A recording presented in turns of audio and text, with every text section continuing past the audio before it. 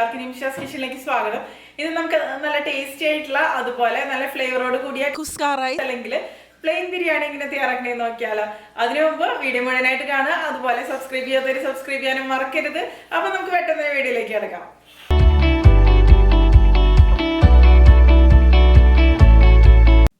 അപ്പോൾ നമുക്ക് കുസ്ക റൈസ് അല്ലെങ്കിൽ പ്ലെയിൻ ബിരിയാണി തയ്യാറാക്കാം. ഈ ഒരു ബിരിയാണിയിൽ നമ്മൾ വെജിറ്റബിൾസോ അല്ലെങ്കിൽ മീറ്റോ ഒന്നും തന്നെ ഉപയോഗിക്കണില്ല, അല്ലാതെ തന്നെയാണ് നല്ല ടേസ്റ്റി ആയിട്ട് തയ്യാറാക്കുന്നത്.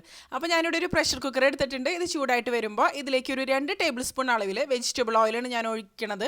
അപ്പോൾ നിങ്ങൾക്ക് വെജിറ്റബിൾ ഓയിലും നെയ്യും മിക്സ് ചെയ്തിട്ട് അങ്ങനെ വേണമെന്നുണ്ടെങ്കിൽ ഉപയോഗിക്കാം കേട്ടോ, ഓരോ ടേബിൾ സ്പൂൺ വീതം. ഞാനിപ്പോൾ നെയ്യ് താല്പര്യമില്ലാത്ത കാരണം വെജിറ്റബിൾ ഓയിൽ മാത്രമേ എടുത്തിട്ടുള്ളൂ. ഇനി ഇതിലേക്ക് നമുക്ക് കുറച്ച് ഹോൾ സ്പൈസസ് ചേർത്ത് കൊടുക്കണം. അപ്പോൾ ഹോൾ സ്പൈസസിൻ്റെ അളവൊന്നും ഒരിക്കലും കൂടിപ്പോയരുത്, പ്രത്യേകം ശ്രദ്ധിക്കുക. ഞാൻ ഒരു ബേ ലീഫ് ഇതിലേക്ക് ഇട്ട് കൊടുത്തിട്ടുണ്ട്. ഇതുപോലെ ഒരു കഷ്ണം കറുകപ്പട്ട, 2 ഗ്രാമ്പു, പിന്നെ 2 ഏലക്കായ ഇട്ട് കൊടുക്കുക, അതുപോലെ ഒരു തക്കോലം. ഇനി ഇതിലേക്ക് നമുക്ക് ഒരു 1/2 ടീസ്പൂൺ അളവിൽ പെരിഞ്ജീരകം ചേർത്ത് കൊടുക്കുക, അതായത് ഫെനൽ സീഡ്സ്. ഇത് നല്ലൊരു ഫ്ലേവർ തന്നെ കൊടുക്കും. അതുപോലെ ഇതിലിട്ടിട്ട് നല്ല പോലെ ഒന്ന് നമുക്കൊന്ന് മിക്സ് ചെയ്തെടുക്കുക. അപ്പോൾ ഈ ഹോൾ സ്പൈസസിൻ്റെ ഫ്ലേവേഴ്സൊക്കെ ഈ ഓയിലിലേക്ക് നന്നായിട്ട് തന്നെ വരും. കുറച്ച് സമയം ഇതുപോലെ കരിഞ്ഞു പോകാതെ തന്നെ ഒന്ന് മിക്സ് ചെയ്ത് കൊടുക്കാം. ഈ ഒരു കുസ്കയുടെ ഒരു മെയിനായിട്ടുള്ള ഒരു ഹൈലൈറ്റ് എന്ന് പറയുന്നത് ഇതിൻ്റെ ഒരു ഫ്ലേവർ തന്നെയാണ്. ഭയങ്കര ഫ്ലേവറോട് കൂടിയ ഒരു റൈസ് തന്നെയാണെന്ന് നമുക്ക് പറയാം. ഉണ്ടാക്കിയെടുക്കാനാണെന്നുണ്ടെങ്കിൽ വളരെ എളുപ്പമാണ്. ബിരിയാണിയൊന്നും തയ്യാറാക്കിയെടുക്കണം അത്രയ്ക്ക് ബുദ്ധിമുട്ടോ കാര്യങ്ങളോ ഒന്നും തന്നെയില്ല.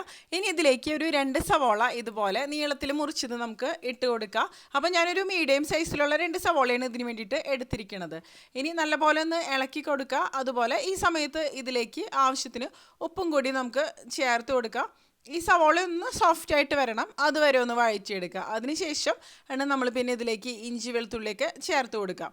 അപ്പോൾ ഇതിന് വേണ്ടിയിട്ട് ഞാനിപ്പോൾ എടുക്കണത് ഒരു മീഡിയം സൈസിലുള്ള ഒരു ഇഞ്ചിയും അതുപോലെ ഒരു 6-7 അല്ലി വെളുത്തുള്ളിയും പിന്നെ ഒരു പച്ചമുളകും കൂടി നന്നായിട്ട് ചതച്ചെടുത്തതാണ്. അപ്പോൾ ചതച്ചെടുത്തതിൻ്റെ അളവ് പറയണമെന്നുണ്ടെങ്കിൽ ഒരു 1.5 ടേബിൾ സ്പൂണോളം അളവിൽ തന്നെ ഞാൻ എടുത്തിട്ടുണ്ട്. ഇനി ഇതെല്ലാം കൂടി നല്ലപോലെ ഒന്ന് മിക്സ് ചെയ്ത് കൊടുക്കുക. നിങ്ങൾക്ക് എരിവ് കൂടുതൽ വേണമെന്നുണ്ടെങ്കിൽ പച്ചമുളകിൻ്റെ എണ്ണം കൂട്ടിയെടുക്കാം, പക്ഷേ ഒരുപാട് സ്പൈസി ആക്കി എടുക്കാതിരിക്കുന്നതായിരിക്കും നല്ലത്. പിന്നെ നമ്മൾ ഇതിലേക്ക് മുളക് പൊടിയൊക്കെ ചേർത്ത് കൊടുക്കുന്നുണ്ട്. ഇനി ഇതെല്ലാം കൂടി നല്ലപോലെ ഒന്ന് മിക്സ് ചെയ്ത് കൊടുക്കുക. ഇഞ്ചി വെളുത്തുള്ളിയുടെയൊക്കെ പച്ചമണം നന്നായിട്ട് തന്നെ മാറി വരണം. അതുപോലെ സവോള നല്ല ഗോൾഡൻ ഷെയ്ഡായിട്ട്, ഒരു ലൈറ്റ് ഗോൾഡൻ ഷെയ്ഡായിട്ട് തന്നെ വരണം. അപ്പോഴായിരിക്കും ഈ ഒരു റൈസ് നല്ല ടേസ്റ്റി ആയിട്ട് തന്നെ മാറുക. ഈ ഒരു റൈസിൽ കാഷ്നട്ട്, കിസ്മിസ് അങ്ങനെ ഒന്നും തന്നെ ചേർക്കണില്ല. നിങ്ങൾക്ക് താല്പര്യം ഉണ്ടെന്നുണ്ടെങ്കിൽ ചേർത്ത് കൊടുക്കാമെന്ന് മാത്രം. അതൊന്നും ഇല്ലയെന്നുണ്ടെങ്കിലും തന്നെ നല്ല അടിപൊളിയായിട്ട് തന്നെ വരും. ഇനി ഇതൊന്ന് നന്നായിട്ട് തന്നെ ഒന്ന് വഴന്നു വന്നോട്ടെ.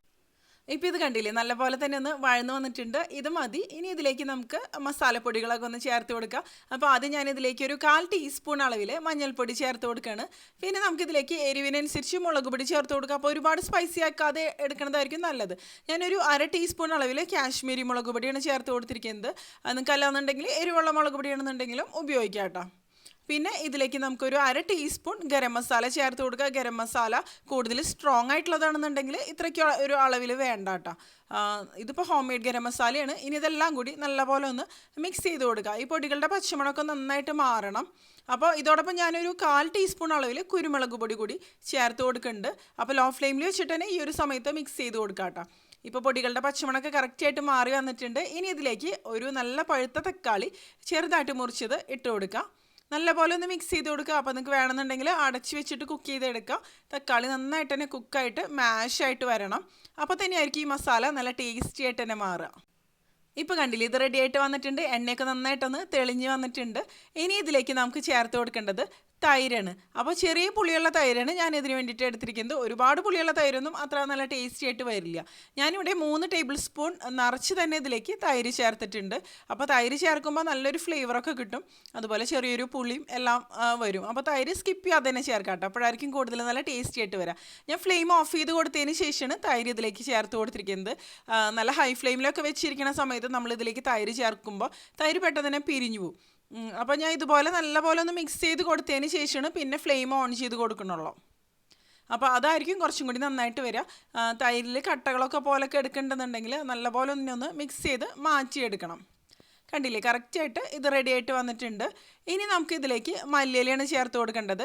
അപ്പോൾ ഞാനിവിടെ ഒരു പിടി, അതായത് അത്യാവശ്യം ചെറിയൊരു പിടി മല്ലിയിലയും മുറിച്ചതും അതുപോലെ ഒരു പിടി പുതിനയില മുറിച്ചതും ഇതിലേക്ക് ചേർത്ത് കൊടുക്കുന്നുണ്ട്. മല്ലിയിലയും പുതിനയിലൊക്കെ ചേർക്കുമ്പോൾ നല്ല ഫ്രഷ് ആയിട്ടുള്ളത് തന്നെ ഉപയോഗിക്കുക, അപ്പോഴായിരിക്കും നല്ല ഫ്ലേവറോട് കൂടി തന്നെ വരിക. അതുപോലെ മല്ലിയിലയും പുതിനയിലയൊക്കെ സ്കിപ്പ് ചെയ്യാതെ തന്നെ ചേർത്ത് കൊടുക്കാം കേട്ടോ. ഇനി നമുക്കിതെല്ലാം കൂടി നല്ലപോലെ തന്നെ ഒന്ന് മിക്സ് ചെയ്ത് കൊടുക്കുക. കുറച്ച് സമയം ഇതുപോലെ ലോ ഫ്ലെയിമിൽ വെച്ചിട്ട് തന്നെ നമുക്കൊന്ന് ഇളക്കി കൊടുക്കുക. അപ്പോൾ ഈ മല്ലിയിലയും പുതിനയിലൊക്കെ നന്നായിട്ട് തന്നെ ഒന്ന് വഴന്നു വരും. ഈ ഒരു കുസ്ക റൈസ് അല്ലെങ്കിൽ ഈ ഒരു പ്ലെയിൻ ബിരിയാണി നമ്മൾ തയ്യാറാക്കുന്നത് മുഴുവനായിട്ട് തന്നെ പ്രഷർ കുക്കറിലാണ്. അതുകൊണ്ട് തന്നെ വളരെ എളുപ്പത്തിൽ തന്നെ നമുക്ക് തയ്യാറാക്കി എടുക്കാൻ പറ്റും. പ്രത്യേകിച്ച് ബാച്ചിലേഴ്സിന് അല്ലാന്നുണ്ടെങ്കിൽ ആർക്കാണെന്നുണ്ടെങ്കിൽ ഈസി ആയിട്ട് തയ്യാറാക്കി എടുക്കാൻ പറ്റും.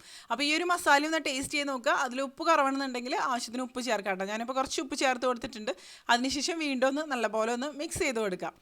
ഇപ്പോൾ നമ്മുടെ മസാല കണ്ടില്ലേ നന്നായിട്ട് തന്നെ എണ്ണയൊക്കെ ഒന്ന് തെളിഞ്ഞ് വന്നിട്ടുണ്ട്. ഇത് മതി. കുറച്ച് സമയം ലോ ഫ്ലെയിമിൽ വെച്ചിട്ട് തന്നെ ഇതുപോലെ ചെയ്തെടുക്കുക. അപ്പോഴായിരിക്കും ആ ഒരു റിയൽ ആയിട്ടുള്ള ഒരു ടേസ്റ്റ് നമുക്ക് കിട്ടുക. കണ്ടില്ലേ അടിപൊളിയായിട്ട് തന്നെ വന്നിട്ടുണ്ട് മസാല. ഇനി ഇതിലേക്ക് നമുക്ക് ആവശ്യത്തിന് വെള്ളമാണ് ഒഴിച്ചു കൊടുക്കേണ്ടത്. അപ്പോൾ വെള്ളം ഒഴിക്കുമ്പോൾ ഒരിക്കലും പച്ചവെള്ളം ഒഴിക്കരുത്, നല്ല തിളച്ച വെള്ളം തന്നെ ഇതിലേക്ക് ഒഴിച്ചു കൊടുക്കുക. അപ്പോൾ ഞാനിപ്പോൾ ഇതിലേക്ക് നല്ല തിളച്ച 1.5 കപ്പ് വെള്ളമാണ് ഒഴിച്ചു കൊടുക്കുന്നത്. അപ്പോൾ ഞാൻ 1 കപ്പ് റൈസാണ് ഇതിന് വേണ്ടിയിട്ട് എടുത്തിരിക്കുന്നത്. അതുകൊണ്ട് തന്നെ 1.5 കപ്പ് നല്ല തിളച്ച വെള്ളം ഇതിലേക്ക് ഒഴിച്ചു കൊടുക്കുകയാണ് 250 ml കപ്പിൽ. കണ്ടില്ലേ ഇനി ഇത് നല്ലപോലെ തന്നെ ഒന്ന് മിക്സ് ചെയ്ത് കൊടുക്കുക. അപ്പോൾ ഈ ഒരു സമയത്ത് നമ്മൾ ടേസ്റ്റ് ചെയ്ത് നോക്കിയിട്ട് ഇതിലേക്ക് ആവശ്യത്തിന് ഉപ്പ് ചേർത്ത് കൊടുക്കണം.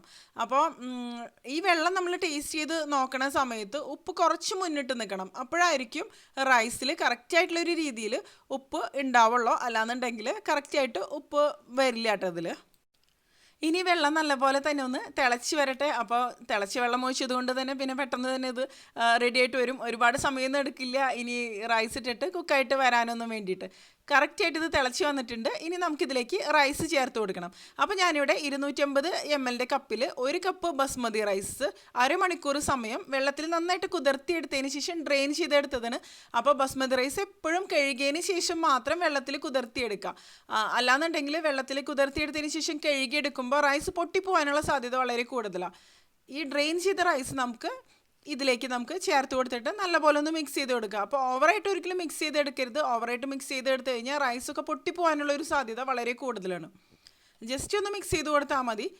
അതിനുശേഷം ഇത് വീണ്ടും ഒന്ന് നല്ലപോലെ ഒന്ന് തിളച്ച് വരട്ടെ. എന്നിട്ട് മാത്രമാണ് നമ്മളിത് അടച്ച് വെച്ച് കുക്ക് ചെയ്തെടുക്കണുള്ളൂ. അപ്പോൾ റൈസ് അരമണിക്കൂർ കുതിർത്തിയെടുത്തത് കൊണ്ട് തന്നെ ഒരുപാട് സമയം ഇത് കുക്ക് ചെയ്തെടുക്കേണ്ട ആവശ്യമില്ല, പെട്ടെന്ന് തന്നെ കുക്കായിട്ട് വന്നു. നമുക്കിത് അടച്ച് വെച്ചതിന് ശേഷം ഇതിൻ്റെ വെയിറ്റ് ഇട്ട് കൊടുക്കുക. എന്നിട്ട് ഹൈ ഫ്ലെയിമിൽ വെച്ചിട്ട് 1 വിസിൽ വരണ വരെയാണ് ഞാനിത് കുക്ക് ചെയ്തെടുക്കണത്. 1 വിസിൽ വന്നിട്ട് ഒരു 5 മിനിറ്റ് സമയം വെയിറ്റ് ചെയ്താൽ മതി. അപ്പോഴേക്കും ഇതിൻ്റെ പ്രഷർ പോയിട്ടുണ്ടാവും. അപ്പോൾ തന്നെ നമുക്കിത് തുറക്കാം. ഒരുപാട് സമയം വെച്ചിരുന്ന് കഴിഞ്ഞിട്ടുണ്ടെങ്കിൽ ഇത് ഓവറായിട്ട് വെന്ത് കുഴഞ്ഞു പോകാനുള്ള സാധ്യതയുണ്ട്. അതുപോലെ മീഡിയം ഫ്ലെയിമിൽ വെച്ചിട്ട് കുക്ക് ചെയ്തെടുത്താലും ഇതിൻ്റെ അടിഭാഗത്തൊക്കെ ചിലപ്പോൾ പിടിച്ചിട്ട് നന്നായിട്ട് കുഴഞ്ഞു പോകാൻ സാധ്യതയുണ്ട്. അപ്പോൾ റൈസ് നമ്മൾ നന്നായിട്ട് തന്നെ ഇത് സോക്ക് ചെയ്തിട്ടുണ്ടല്ലോ. അപ്പോൾ ഇത്രയും തന്നെ കുക്ക് ചെയ്തെടുത്താൽ മതി. നമുക്ക് നല്ല പെർഫെക്റ്റ് ആയിട്ട് തന്നെ ഇത് റെഡിയാക്കി എടുക്കാൻ പറ്റും. അപ്പോൾ ഇനി ഒന്ന് തുറന്ന് നോക്കാം. കണ്ടില്ലേ കറക്റ്റായിട്ട് പ്രഷർ പോയിട്ടുണ്ട്. തുറന്ന് നോക്കാം നമുക്ക്. ഇപ്പോൾ കണ്ടില്ലേ നമ്മുടെ പ്ലെയിൻ ബിരിയാണി അല്ലെങ്കിൽ കുസ്ക റൈസ് നല്ല അടിപൊളിയായിട്ട് തന്നെ റെഡി ആയിട്ട് വന്നിട്ടുണ്ട്. കറക്റ്റായിട്ട് വെന്തും വന്നിട്ടുണ്ട്. അപ്പോൾ ഈ സമയത്ത് നിങ്ങൾ തുറന്ന് നോക്കണ സമയത്ത് വെന്തിട്ടില്ല എന്നെങ്ങാനും തോന്നുന്നുണ്ടെങ്കിൽ ഒരു 5 മിനിറ്റും കൂടി ഒന്ന് അടച്ചു വെച്ചാൽ മതി. പക്ഷേ അങ്ങനെ വരാൻ സാധ്യതയില്ല. കാരണം നമ്മൾ അരമണിക്കൂർ റൈസ് കറക്റ്റായിട്ട് സോക്ക് ചെയ്തതാണ്. അപ്പോൾ പെട്ടെന്ന് തന്നെ വെന്ത് വന്നോളും. കണ്ടില്ലേ ഇതുപോലെ ഒന്ന് താഴേന്ന് മുകളിലേക്ക് ഒന്ന് മിക്സ് ചെയ്ത് കൊടുത്താൽ മതി. ഇതുപോലെ അല്ലാതെ എല്ലാം കൂടി ഒന്ന് മിക്സ് ചെയ്തെടുത്ത് കഴിഞ്ഞിട്ടുണ്ടെങ്കിൽ നന്നായിട്ട് കുഴയാൻ സാധ്യതയുണ്ട് കേട്ടോ. അപ്പോൾ ഇത് വേറൊരു പാത്രത്തിലേക്ക് പകർത്തണതായിരിക്കും നല്ലത്. നമ്മൾ ഇതിൽ തന്നെ അടച്ച് വെച്ച് കഴിഞ്ഞിട്ടുണ്ടെങ്കിൽ ഓവറായിട്ട് കുക്കാവാനുള്ളൊരു സാധ്യതയുണ്ട്. പിന്നെ പ്രഷർ കുക്കർ ബിരിയാണി പോലെയുള്ള ഐറ്റംസൊക്കെ നമ്മൾ പ്രഷർ കുക്കർ തുറന്ന് നോക്കുന്ന സമയത്ത് കുറച്ച് ഓവറായിട്ട് കുക്കായതുപോലെയാവും തോന്നുക. അത് തണുത്ത് വരുമ്പോഴായിരിക്കും കറക്റ്റായിട്ട് തന്നെ വരിക കേട്ടോ. ഞാനിനി ഇതിപ്പോൾ ഒരു പാത്രത്തിലേക്ക് മാറ്റാണ്, പെട്ടെന്നൊന്ന് തണുക്കാൻ വേണ്ടിയിട്ടാണ്. അല്ലാന്നുണ്ടെങ്കിൽ ഇതിൽ തന്നെ വെച്ചിരുന്നാൽ ചിലപ്പോൾ ഓവറായിട്ട് കുക്കാവാനുള്ള സാധ്യതയുണ്ട്. അപ്പോൾ മുഴുവനായിട്ട് ഇതിലേക്ക് നമുക്ക് മാറ്റി കൊടുക്കാം. നല്ലൊരു മണം വരുന്നുണ്ട് ഇത് തുറന്ന സമയത്ത്. നല്ല അടിപൊളി ഫ്ലേവറോട് കൂടിയ ഒരു റൈസ് തന്നെയാണ്. ആ ഒരു കാര്യത്തിൽ ഒരു സംശയമില്ല. ഒരു പ്രാവശ്യം ഉണ്ടാക്കി കഴിഞ്ഞാൽ തീർച്ചയായിട്ടും ഇഷ്ടപ്പെടുന്ന ഒരു റൈസ് ആയിരിക്കും എന്നുള്ള കാര്യത്തിൽ ഒരു സംശയമില്ല. അപ്പോൾ ഞാനിത് വളരെ കുറച്ച് അളവിൽ തന്നെയാണ് ഉണ്ടാക്കി കാണിച്ചിട്ടുള്ളത്. അപ്പോൾ നിങ്ങൾക്ക് കൂടുതൽ വേണമെന്നുണ്ടെങ്കിൽ അതിനനുസരിച്ച് ക്വാണ്ടിറ്റിയിൽ വ്യത്യാസം വരുത്തിയാൽ മതി. പക്ഷേ അളവുകളൊക്കെ കറക്റ്റായിട്ട് ഈ ഒരു അളവുകൾ തന്നെ ഫോളോ ചെയ്താൽ മതി കേട്ടോ. നമുക്ക് നല്ല പെർഫെക്റ്റ് ആയിട്ട് തന്നെ തയ്യാറാക്കി എടുക്കാൻ പറ്റും. അപ്പോൾ ഇതിൻ്റെ കൂടെ കോമ്പിനേഷൻ എന്ന് പറയുമ്പോൾ ചിക്കൻ കറിയോ അല്ലെങ്കിൽ മട്ടൻ കറിയോ അതുപോലെ എന്ത് ഐറ്റംസ് ആണെന്നുണ്ടെങ്കിലും നന്നായിട്ട് തന്നെ വരും. അല്ലെങ്കിൽ റൈത്തയുടെ കൂടെ വേണമെന്നുണ്ടെങ്കിൽ കഴിക്കാം, അല്ലെങ്കിൽ എന്ത് വെജിറ്റേറിയൻ കറികളുടെ കൂടെ വേണമെന്നുണ്ടെങ്കിലും അടിപൊളിയായിട്ട് തന്നെ വരും കേട്ടോ. കണ്ടില്ലേ, അടിപൊളിയായിട്ട് തന്നെ വന്നിട്ടുണ്ട്. ഇതിപ്പോൾ തണുത്തിട്ടൊന്നും ഇല്ല, അതിനു മുമ്പ് തന്നെ ഞാൻ പ്ലേറ്റിലേക്ക് മാറ്റുകയാണ്. അപ്പോൾ ഞാനിതിപ്പോൾ കഴിക്കുന്നത് റൈത്തയുടെ കൂടിയാണ്. നല്ല അടിപൊളി ഫ്ലേവറോട് കൂടിയ ഒരു റൈസ് തന്നെയാണ്. നിങ്ങൾ ഈ ഒരു രീതിയിൽ കുസ്ക റൈസ് അല്ലാന്നുണ്ടെങ്കിൽ പ്ലെയിൻ ബിരിയാണി തയ്യാറാക്കി നോക്കിയിട്ടില്ല എന്നുണ്ടെങ്കിൽ തയ്യാറാക്കി നോക്കാം. അതിനുശേഷം നിങ്ങളുടെ അഭിപ്രായങ്ങൾ എന്തായാലും പറയുക, തീർച്ചയായിട്ടും ഇഷ്ടപ്പെടും.